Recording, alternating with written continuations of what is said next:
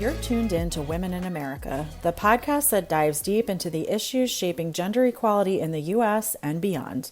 Hosted by Pari and Eve, public health professionals by day, content creators by passion, we bring you expert insights, compelling stories, and actionable strategies to push the fight for equality forward.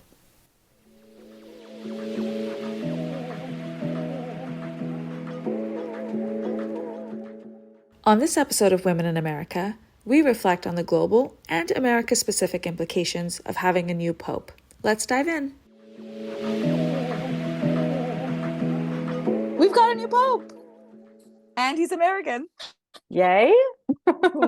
Which I suppose makes him the third American pope, since the first one is our girl Olivia. She's the OG pope. Did you see that Kerry Washington tweeted that she was the first American pope? No, but I love her for it, especially after what we saw she did at the DNC. Mm-hmm. She did a on stage live like TikTok viral audio with what's his name, the actor who plays the president? Yeah, I don't know. Grant? No, Yeah.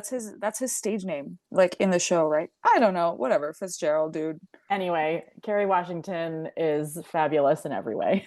She is the OG Pope. Yeah, that's true. I mentioned the Pope because, I'm not Christian, Catholic, not even religious, frankly. Mm-hmm. But living in the United States, unfortunately, Christianity affects every aspect of your life, whether or not you realize it. And I think it would be cool for us to talk to people about why that's the case, especially in the light of having a new Pope. Having a new Pope, and also hosting our Bible Talk piece that breaks the Christian internet whenever we discuss verses that may remotely support choice from the Bible. They don't like that very much. Yeah, if you haven't seen it yet, I'll link it in the show notes. We've been doing it for the last 2.5 years, actually, and every time we repost it, people get big mad. But essentially, what Eve does in the post is point out the hypocrisy of using the Bible to justify a forced birth stance, because abortion is never actually mentioned in the Bible. Mm-hmm. And the whole point is that everything is open to interpretation. Like, religious text is interpreted differently by different people. And if you're going to go ahead and use something that shouldn't even be used to determine people healthcare, then we can do the same thing. And so Eve points out in the post how different verses can actually support choice as opposed to what the antis left to say. And it really wows them up. But what I find very funny is that they miss like that larger point that you just explained. These go viral because it gives the opportunity for Christians to, pro-life Christians, let me clarify, to go ham in the comments about, that's not what this verse says. It actually says this. And some biblical scholars say that it means this and da da da da. And the whole point is that nobody can agree on what the verses mean.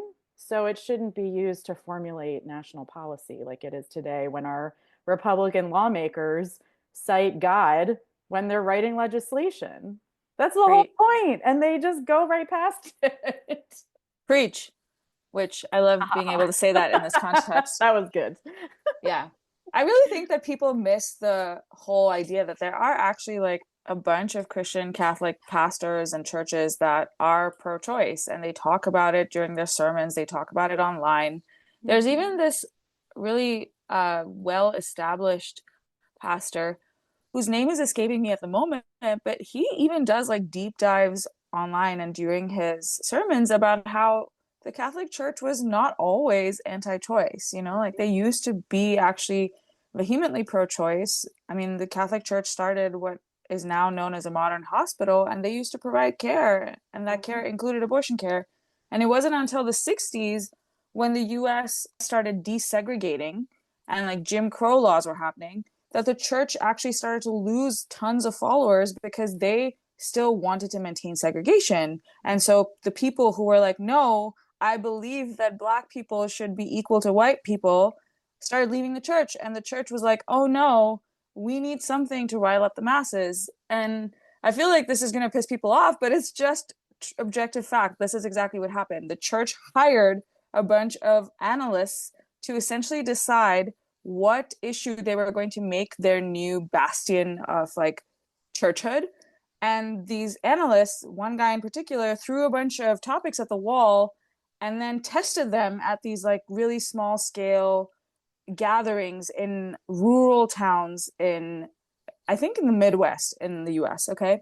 And the thing they realized, they're using these people as guinea pigs for their messaging tactics. They realized that if they wrote a new narrative about abortion, they could really rile people up and get people coming back to the church. And that's exactly what they did. So, like, almost overnight, they went from being a totally pro-choice organization who frankly didn't give a fuck about like what women did with their bodies to now making up concepts that previously did not exist because they're not grounded in any actual objective truth.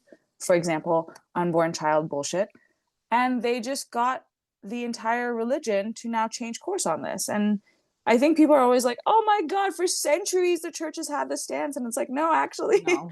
it's only been a couple of decades. And Yeah. it was entirely purposeful because they just wanted more people. Like, that's it.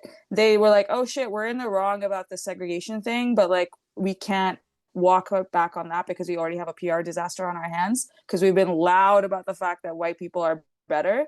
And so now let's distract everybody with the fact that women are making their own decisions. How dare they? So, you know, this is what I'm saying. Christians use their interpretation of their religion to determine what people should be doing, even if those people are not Christian, even if those people are not religious at all, in a country where we're supposed to have separation of church and state. It's like, even your own people can't agree on a single version of this. So what's the issue? We did a whole episode on this in our first season, right? About the history of how abortion came into the kind of legal, legislative, and church sphere. We should link back to that. Yeah, good I call. also want to mention that when we say Christians, we mean pro birth Christians, because, like you said in the beginning, there are denominations of Christianity that support a woman's right to choose.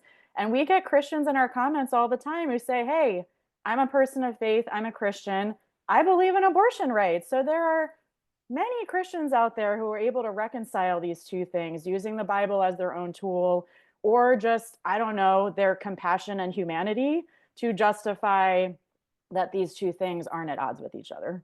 Precisely. And I actually think that's a good foray into us talking about Pope Leo Mm. because he does have a lot of stances that I would say are somewhat of a departure from like the traditional approach that popes have had in the past. So, Mhm. Eve, I know you did a deep dive on him this week, and I would love to even just learn about, you know, like what are his stances? What are the things that we're excited about?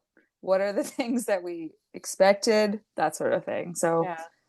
There's two things that I find interesting about Pope Leo. He's kind of continuing the trajectory of Pope Francis, who was notably like more of a social justice leaning pope, not necessarily in the way that you and I talk about social justice, but in a way that's, you know, fairly progressive for the Catholic Church. And I mean that in the sense that he indicated that gay marriage should not be punishable by God, or that people should be able to kind of like lead their own lives. He and Pope Leo also, I don't know how I feel about this, but he basically said that women who have abortions should be able to repent for those abortions. Now, I kind of hate this because there's nothing shameful about having an abortion, so you shouldn't have to repent. But it was quite progressive for the Catholic Church because prior to him moving the needle on this, they were basically saying if you have an abortion, you are destined to rot in hell for the rest of your life. And so this is a way that the Catholic Church is opening the door to, okay, well, at least women can ask for forgiveness for their abortion, so they're not destined to rot in hell for something that shouldn't be shameful anyway. And I'm hoping that that small incremental move may tell us something about where he's planning to go with Catholic Church messaging around women's rights. yes, to be crystal clear, Eve's and my stance, and frankly, the stance of any logical person, is that women have abortions, period, cool, great. You know, no reasoning required, no forgiveness required, no repenting required. Live your life. Mm-hmm. Okay. But it is, to Eve's point, it is hopeful that there is a slight shift in even the church's approach to this, right? Because it might be indicative of the fact that, let's say, several years from now, this won't even be a topic of discussion because everyone will just be on the women should have autonomy train. Yeah, I mean, it's like a weird win to celebrate, but you have to think about moving the pro-abortion, pro-choice needle as like a cultural phenomenon. This is like how conservative Republicans got shifted to be totally anti-choice and anti-abortion. That happened over the course of several years and decades of the churches and Republicans drilling into people that abortion is murder, which it's not. And the same goes for now, us digging our way out of this is incremental messaging to bring the American public who already believes like 60, at least 60% of the American public already believes that abortion should be available in some or all circumstances. But the people on the extreme end of anti-abortion need to be like gradually brought along for this ride. And so that's Absolutely. why it's a weird but celebratory thing for us to think about. Yeah. And I think that gay marriage is actually a really good example of this because it was in 2015 that the Supreme Court in the United States legalized gay marriage, right? And that didn't happen just because of a court case. It happened because for years and years before that, the popular culture had shifted to very much accept what I think is objective truth is Mm-hmm. that gay people are equally deserving of rights, Mm-hmm. right? So I think that while it is upsetting that we are in 2025 and one of the major religions is still approaching basic healthcare in this fashion, it is still progress when you look at it in the giant scheme of things. Mm-hmm.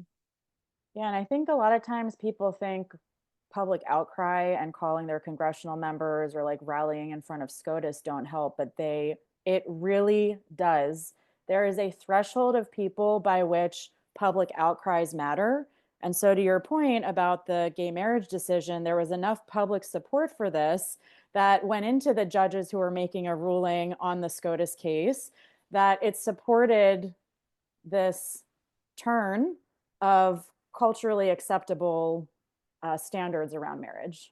Eve, you mentioned that politicians in the US use God in their justification, right? When they're writing bills and legislation. Mm-hmm. And we saw this happen with the Alabama Supreme Court last year when the judges said that all embryos are people and therefore IVF should be criminalized. They specifically listed God, the word God, in their justification 44 times. Okay.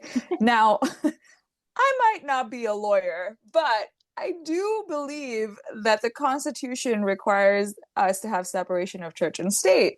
Yes. So tell me about why legislation and legislators still continue to quote what could arguably be called a fictional made up being in actual legislation. I mean, they can do it as much as they want, but it's illegal, right? Like it's there's two components in the First Amendment that say it's illegal. One is the Establishment Clause, and the other one is this free exercise of religion faith clause. So the first one says that there can't be a state religion, which is crazy because you would think that the way that Trump acts and the way that he's set up this office of faith out of the White House, that like Christianity is like America's national religion, which is just not true at all. So the Establishment Clause says that there can't be any state religion and that the government can't favor or show favor to one religion over another, You which know is what's already happening. mm-hmm. It's funny because you'd think that the Alabama State Supreme Court, aka the judges who have gone Mm-hmm. to law school, would know Mm-hmm. that, but I apparently, mean, I think they know. They just don't care because they can get away with it and it speaks to their base. What I think is actually, I mean, that is a great example because of how prevalent it was in that court decision in Alabama. But another good example is Trump chose his own faith advisor to lead the White House's Office of Faith. And it's this woman, Paula White, who's like a famous televangelist who preaches the prosperity gospel, which is like, basically allows her to fundraise through the office of faith for her own pockets. And she lives in a Trump Towers apartment. Like, it's so incestuous. She is a televangelist Christian who is leading the government's faith office that's supposed to be representative of all faiths in America, but is clearly just favoring not just Christianity, but charismatic Christianity, which is the denomination of Christianity where people speak in tongues and think that they can like heal you just from touching their magical paw on your body. Wait, it's called charismatic Christianity? That's Yes. hilarious. Guess who I learned that from? Do tell. Papa. Amazing. I just, the irony of calling it charismatic and then sounding like literal lizard people who live in the sewers So is just. I had to stop him because my dad was like, yeah, these charismatic Christians. I was like, what gives them the riz, And he was like, no, no, no, I don't mean it like that. It's like an actual sect of Christianity. It's like, oh, okay. Wait, does your dad know what Riz means? Because if he does, that's No, he hilarious. did not know that.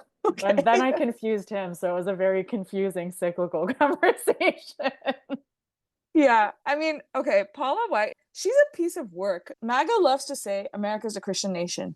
They are Mhm. not. We have never been. Like, in fact, even our founding fathers who didn't even know how to use a dishwasher because it didn't exist back then, they still had the wherewithal to be like, actually, no, there's not just one religion in this country, Wait, right? And why was dishwasher your example? I don't know. I'm just saying they literally don't know how to drive cars, use cell phones, like But nothing. they I'm just understood this basic concept of the fact that, I mean, America was literally founded on people fleeing persecution from Christianity in England. So, like, literally, the basis of America's founding was to start anew. don't bring in such common sense situations, But these Eve. like How dare you? constitutional purists should understand this. Come on. But that's my point, is that these men who were literally just 25-year-olds, I think, because the lifespan back then was like, what, Yeah. if you lived to be 35, you were considered a senior citizen. Yeah. But these like young people who didn't understand all of the things that were going to happen in society and technology and development, all of that good stuff, they understood that there was no reason and justification to have a singular religion in this nation, right? And so I'm just like, MAGA is ironic to me because they're the people who love to be like, Constitution, Constitution, except when it doesn't apply to them, right? Which is Right. conveniently all the time, it seems. And So what really like annoys me, this is one of the most annoying things to me when you're talking to MAGA about separation of church and state, is that when you start saying that Christianity is proselytizing and persecuting others, they claim persecution. So right. the second part of the First Amendment is that you have free exercise of religion. So like the government can't interfere with how you practice your religion. So that means that like Jewish people could say, "Hey, it's part of my faith to allow abortion for women's health. So you can't tell me that I can't get an abortion because that goes against my faith." And Christians will hear that and say, you're condemning Christianity because you're allowing other people to practice their own faiths. Like, we are the victims, help. Yeah. Y'all have The been persecuting for decades. What the fuck? the self-victimization of MAGA in response to Christianity in particular is, I genuinely do not comprehend it because I'm like, hey, do you remember 9/11? Like that Mhm. thing that literally changed the world? The US had 4,000 people die in one day, Mhm. which other countries have died in like particular hours at the hands Mhm. of the United States. And the world changed. Like Muslims became the global enemy, regardless of who you were. And you didn't even have to, frankly, be Muslim. You just had to look like what America's idea of what Muslim was, right? If you were brown or black, or if you had facial hair, God forbid, you Mhm. were not experiencing the same life that you were used to before that. Like when I was going to school, I was in high school at the time, there were kids asking me if I was related to Osama bin Laden, just because of the fact that I have brown skin. And I'm like, anyway, I don't need to get into that level of trauma, but like, I genuinely think it is so selfish of MAGA to think that because Christianity has, as exactly as you said, been the persecutor of other religions for generations, Mhm. you know, and it is wildly untrue that like Christians are now being persecuted. But yeah, it's very much it to me, it's giving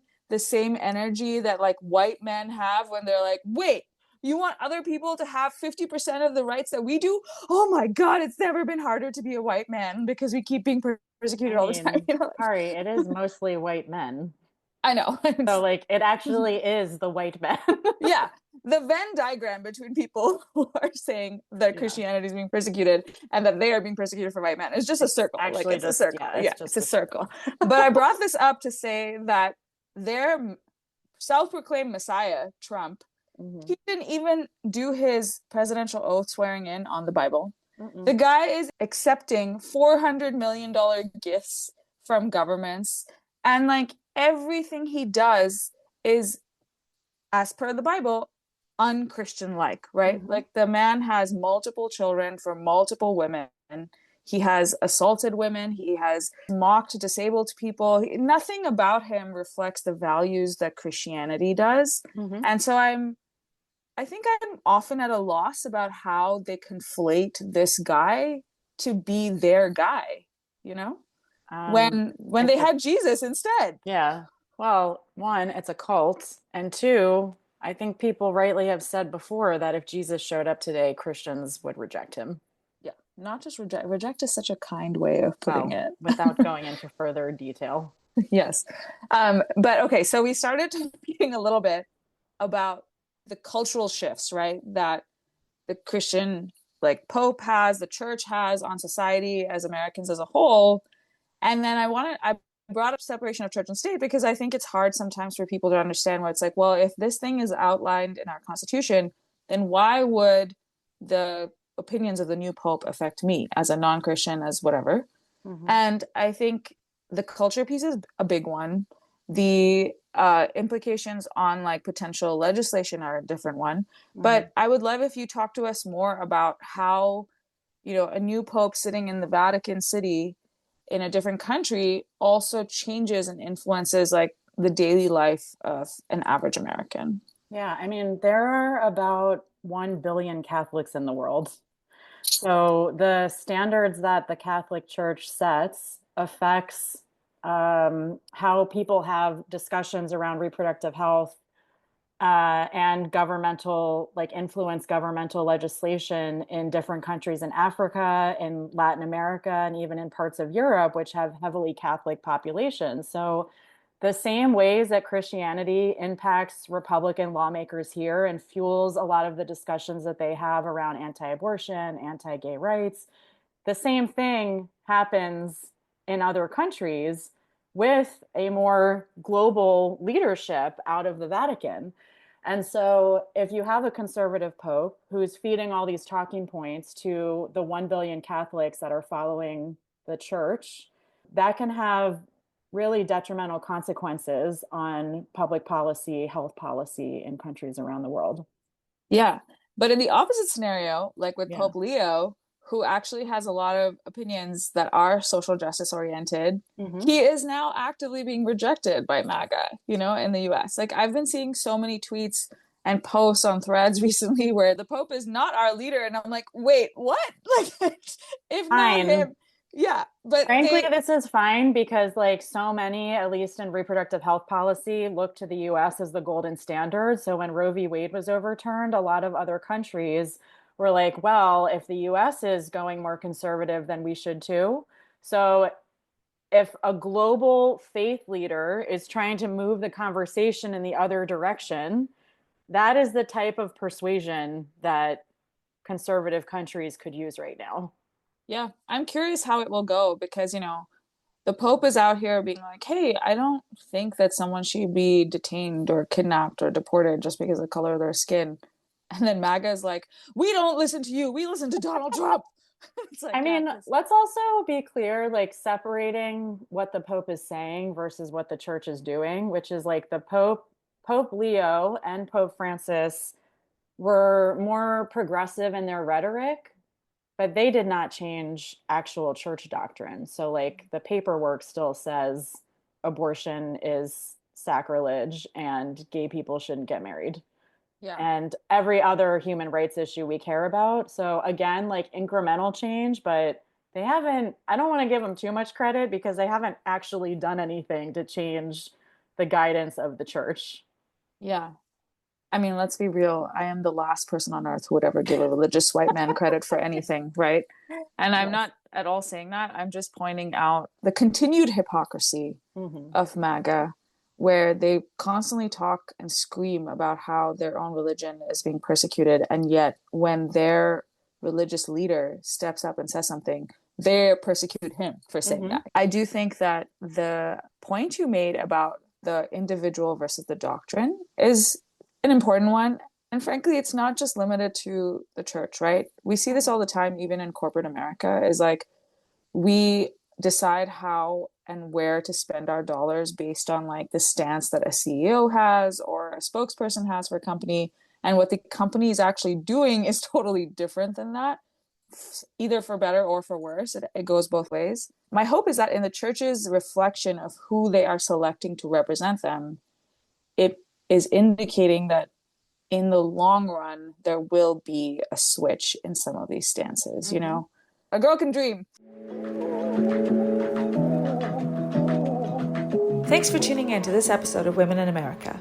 Despite a constitutional separation of church and state, religion is deeply intertwined with our daily lives in the U.S. Time will tell how the new pope might change religious doctrine. If you enjoyed this episode, share it with your network, and don't forget to subscribe wherever you get your podcasts.